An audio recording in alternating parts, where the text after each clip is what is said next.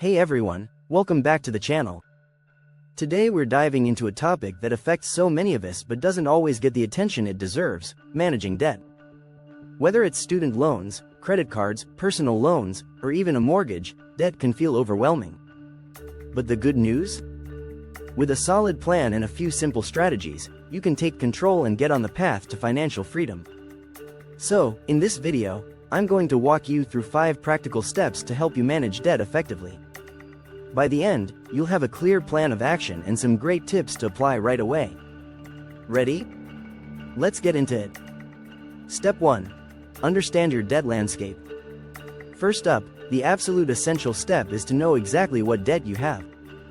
This sounds simple, but a lot of people avoid really diving into the details because it can feel intimidating or even embarrassing. Here's what I recommend. 1. List every debt you have, including credit cards, student loans, auto loans, and anything else you owe. 2. Write down each one's balance, interest rate, and minimum payment. 3. Look at what's high interest versus low interest. 3. Credit cards, for example, typically carry high interest rates, while student loans or mortgages are often lower.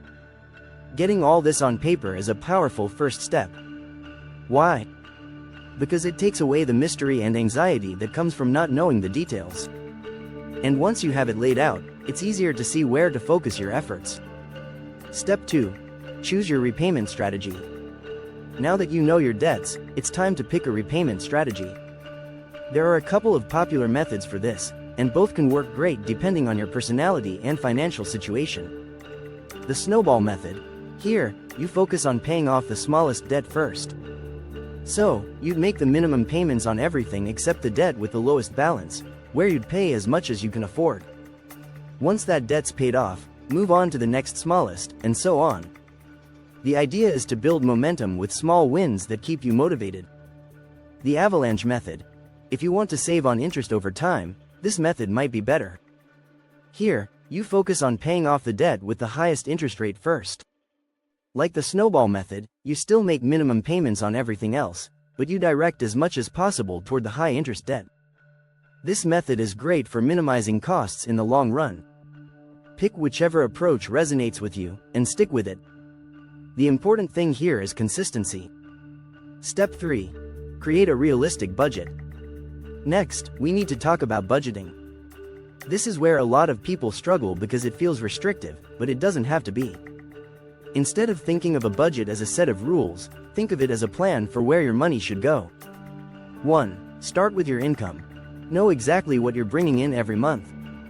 2. List out your necessary expenses, like rent, utilities, groceries, and transportation.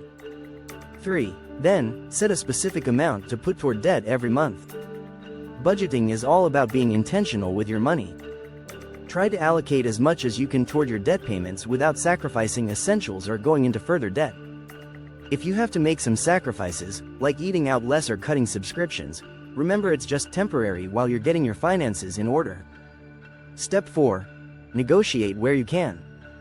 You might not know this, but many debts, especially credit cards, are actually negotiable. You can call your credit card issuer, for example, and ask for a lower interest rate. Now, it's not guaranteed, but if you've been a customer for a while and have been making regular payments, it's worth a shot. Here are some things you can try to negotiate. Lower interest rates on credit cards, payment plans with loan providers, especially student loans or medical bills, settlements for old debts, where you might be able to pay less than the full balance if you can do it in a lump sum, and don't underestimate the power of asking. Even if you're only able to lower your interest by a couple of percentage points, that can add up to a lot over time. Step 5. Build an emergency fund. I know, it might sound odd to save money while you're trying to pay off debt, but this is crucial. An emergency fund is a safety net that prevents you from going further into debt if something unexpected comes up, like a car repair or medical bill. Aim to set aside even just a small amount each month for emergencies, ideally building up to around $500 to $1,000. Once you're free of debt, you can work on building this fund to a higher amount, but in the meantime, having that cushion can really protect you from financial setbacks. Final thoughts. Stay consistent and track your progress. Managing debt is a marathon, not a sprint. The key is consistency. Make a commitment to check in on your progress every month. This could be as simple as looking at your balances, seeing how much they've gone down, and maybe even celebrating those small wins. And here's the thing, you're building habits that go beyond debt repayment. You're developing financial skills that will serve you for the rest of your life. So, stay patient and keep going, even when it feels slow.